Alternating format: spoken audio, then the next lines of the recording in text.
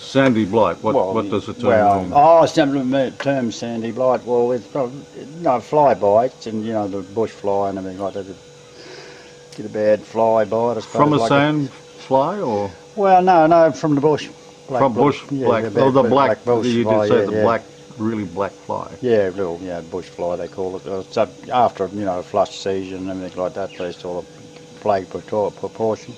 Yeah, and it was only last for a lot of green picks around, yeah. And when they,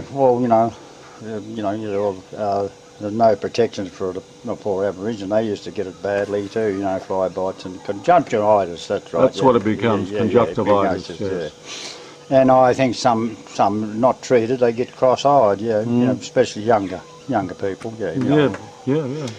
You get a bit cross-eyed. Yeah, and you knew some shearers who got affected this way. No, I noticed it down in like the Windor Channel country around there, like Quilpie, Windor, and which is near the Channel country, where the flies are really bad after a wet season and flush grass. Okay, so this leads us on to a story though. Yeah. Oh yeah. Well, anyhow, get back to the story. Yeah.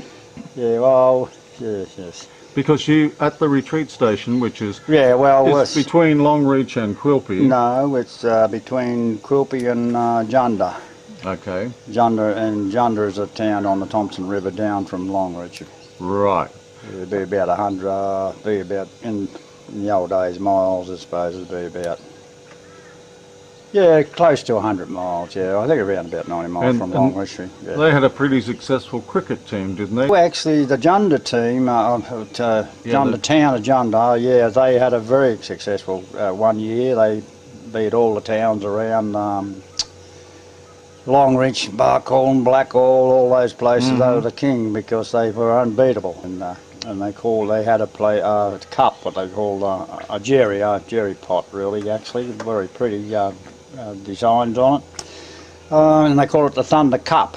It rhymes with Junda too, of course. The Thunder Cup, yeah. Right. Anyhow, but apparently that must have been, stations after station that play against each other and everything like that. For the Thunder Cup, there was a sort of, like a tennis. Anyhow, we were shearing at Grasscoss, as it was run by Grasscoss shearing contractors, and we were shearing at a retreat station, which is a fairly large station down there on the Barcoo. How large?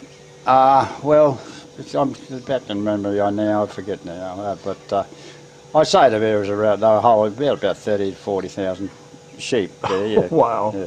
Head per head. Yeah. Of course, we had about 12 shears. I think six two-sided board it was. There's 6 on one side and 6 on the other side. Yep. But I'm not quite sure. That could have been 8. 16. Anyway, but I think there's 12 shearers there.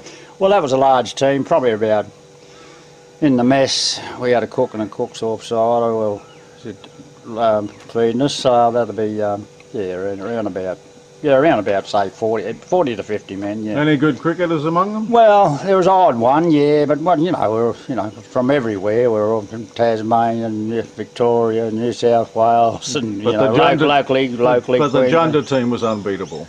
Yeah, well, that year, they cleaned up there all around the place, yeah. Yep. And they were riding pretty high anyhow when the station manager, it was Jack Aikens, he said, asked us if we could form a team. He said, geez, he said, I'd like to get, he said, they're unbeatable. He said, oh, geez, I'd love to get that. We used to had it years ago, the Thunder Cup. Righto, we formed up a team because we slipped into Junda on the weekend. And I think it's a day match, and sort of halfway through, one time it's only a day match. Something like that, one day cricket. Yeah, we got the day. Apparently, there's in those days they sent an accountant out from Brisbane. He goes all around the country towns and they do their tax up because isolated places like Junda and like that they couldn't afford to have an accountant there all the time. Yeah. So anyhow, doing his up, and he said, "Oh, geez, I wouldn't mind a game." And he asked the Junda people, of course, that's where he was residing at the time, doing the taxes and whatever, bookwork. And he said, "Oh, no, we're full up. We're the town's got their team, and that's it." He said, "No one will drop out. We can't do that." No. Of course, naturally, we're all a make-up team. And they say, oh, yeah, well, I drop out. You know, one bloke said, he said, you take my place. Well, yeah, after the toss, they won the toss. They decided to go in first. And we asked him, was he much of a bowl? And he said, oh, not too bad, he said. Anyhow, he bowled practically half the team, or nearly the team out. And we got in, he was opening batsman with me. I'm not quite sure whether I got two, but they weren't runs. I think they might have been buys, 2 buys, or a duck. I think it was more out like for a duck, probably. Out for a duck, probably. Yes, there's Thompson out for a duck. Anyhow, and he was opening batsman with him. He stayed right through, and we ended up beating their score. They never got him out. And he found out, oh, of course, the Gunner was a bit of blunt nose about it, but you know, all the towns around the area, you know, was reported in the Longreach Leader. They were very happy about it. Right, but what the Junda mob thought that he was a ring. Well, they're unbeatable. Yeah, well, and of course their excuse, they said we ringing. Yeah. Well, imagine us, you know, none of us could play cricket much, and we come all from all parts of Australia. So you got the trophy. But he was a second-grade cricketer from Brisbane. Oh, right. The Brisbane club. But yeah. you didn't even know that. We didn't know that Yeah. until after the game. Yeah. Yeah, What, we had you this took that Thunder Cup, home? yeah, and of course, Yeah. well, naturally we celebrated that night on the way out. Yeah. And on the way out back to the shed, in those days were pretty rough old roads, corrugated. And when I think the car I went home in was with the cup, Yep. and then pretty loaded up, and it was only a little Volkswagen. Right. Anyhow, we got to the Barcoo River, and of course it's been up after recent rains. Of course, naturally it was pretty wet weather with this.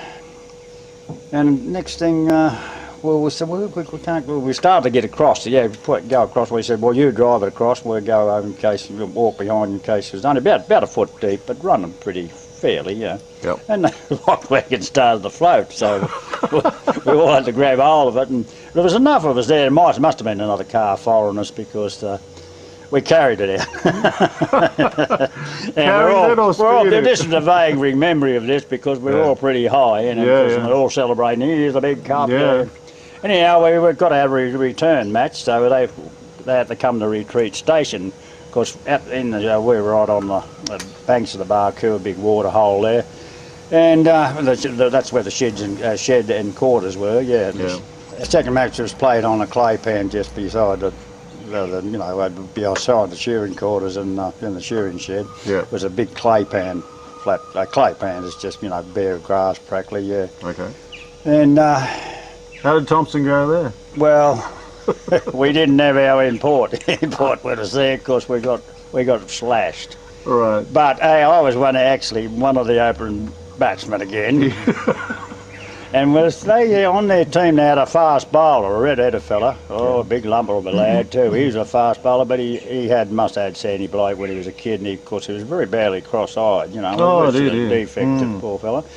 And that'd be difficult, wouldn't it? You wouldn't know which way he's looking. Well, that was the problem. When he come bowling down there, he looked like he's looking out in the outfield, you know. Right. So that's distracting. I think I put that down to me duck. He bowled me clean. Yeah, right. Yeah, he distracted you enough. And he practically bowled the whole team out. All right. So they're all affected by So that. they retained the Thunder Cup. Well, they actually won it back. Yeah. They won it back, yeah.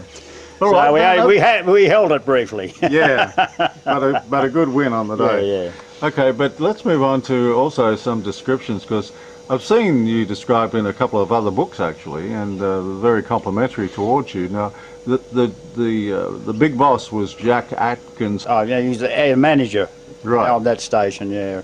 And he paid you a great compliment. He said, Oh well, that's no. "Okay, don't be modest. He Come said, on." oh, Jesus, no doubt about him. He said, that Thompson, he shears a sheep like it's just peeling banana. What a great description. Yeah, I thought that was it. But this was passed on to me. I didn't hear it. But he almost got you involved in a flight to Argentina. No, I think it was offered to another friend of mine, and he had to take a friend over. I don't know what I was personally saying, but that he went, actually his name was well known in the Western District at the time as Sachem Jack Atkins. Oh. And he had two, I think mainly, I think it might have been the ringers hanging around his daughter because he had two nice looking daughters, yeah. So that was his motive for sacking the ringers. Yeah. I don't know whether that is, but he had a reputation as Sachem Jack, yeah. Sachem Jack. So he must have went through a few men in his time. Yeah. Anyhow, he got a job managing a big station, well, the company he worked for, and managing a big station over in Argentina, a big sheep station over there. And he tried to get a couple of strange shearers out there, you know, to teach his all the, I don't know how they done it over there, but and it was offered to me from this other bloke. He said, well, we go over, you know, and I said, you know, well, he was a lot older bloke than me, you know, but. And I was a bit of a young fella, and I was tempted, but a very, very small temptation. Because you didn't want to leave your mates. No, I didn't want to leave me. I was only a young fella, and I used to have my holidays back home down in Top Ryde where I grew up, and with all my schoolmates down there grew up, and I like to get up together again. Yeah. And, you know, of course, you know, when we're in our teens, we like to play around a bit. But you were tempted to go to I Argentina. was tempted, yeah, I will say tempted, but not strongly tempted. Right, okay. Now, there's another story, and this is very funny, about the former, I think he was a Spitfire pilot you were telling me about. He was a bit of a prankster with his passengers when he was flying around. Oh, he's a prankster, he really was. Yeah. Well, he's well known. I think there's a book on him too. Jack de Kloot. He's the owner of Moombu Station just outside of Longreach, and he was a Spitfire and Hurricane pilot and Typhoon pilot during the war. A squadron leader, I think he ended up in. Right. And he was in the, you know, a hot spot. He was in Malta. Right. I found him as a real character, but he was a genuine sort of a bloke. And I had a couple of flights when he used to fly us out the shed at times where we couldn't get out by, you know, the rivers are up or something. But he gave a couple of passengers in his Cessna a bit of a jolt, and you were aboard. Oh, when we're driving out there, back out to Moombu one time, and it was himself and. We're going to his station, Moombu Station, from Longreach. Right. And of course, with the Cessna, you had to, you know, the passenger had to put the seat down to let the passengers in the back. Right. There was two blokes in the back, two young fellas, and they were a little bit skittery. Well, Jack noticed that too, you know, a little bit, you know, first time in a small plane. And white knuckle flyers. Yeah, and so anyhow, we arrived at coming into his property. Well, you know, pretty high up, around about 500, 600 feet, I suppose. That's high enough. Yeah. Yep. But I thought he was a little bit too high, you know. When he was coming into I could see his landing field right next to the homestead down in Moombu. I said, what's he? No, he's up to something. Sure enough, we just about approached to the end of the runway, and up pretty high, too high to land, you know. And all of a sudden he puts his hands up, and he must have dropped the flaps or something. Choom! We went down like a lift. But I knew it was coming. I knew something was coming. But these blokes in the back and I was just about to get out when we pulled up. The next thing, these two blokes were out before me before I even lifted the seat. You know, I never even got out. They were out on the wing. Running for their life. They couldn't get out quick enough. Well, he had another property down at Navarra. And I had it must have been 1959 too, because I had a 58 whole new Tilly at the time, with me. And I think I had a couple in the back of the ute. In those days you could cart people in the ute, the back. Loaded up, pretty loaded up. Yeah. And when we come out of the hilly country, we come onto the plain country, Downs country we call it. And big, long, straight roads. And dirt roads, of course ploughing up a bit of it, and I'm driving along heading toward past Bimber Station. That's a big station there too. Going along a fair batch, so I had a big cloud dust behind me. And the next thing, boom! This big roar like a train, you know, and here's a plane in front of me. Well, I knew who it was. He really buzzed you very close. Yeah, from behind. From behind. So he wouldn't have done anything by front because, you know, you could run off the road. Run off the road. Yeah, no. I'll tell you what, it'd give me a fright, but still, you knew straight away. But he had the classer and he had them notes in the class was telling me later on, which Jimmy Luck, he comes from Tasmania. He was quite a nice bloke. He was telling me, we was winning them all, our boys, you know. telling us, he said, by geez, he frightened me too. he said, oh, there's Lyle down there. And he said, boom, the next thing, boom. He said, I'll show you what we did it, how we staffed, or I think that what it was. He said, that's how they used to come down and shoot up the trains and that, you know, right, Germany. so he was familiar with the manoeuvre, yeah? Yeah, oh yeah. He said, this is how we done it. Boom. He come down, I was the target.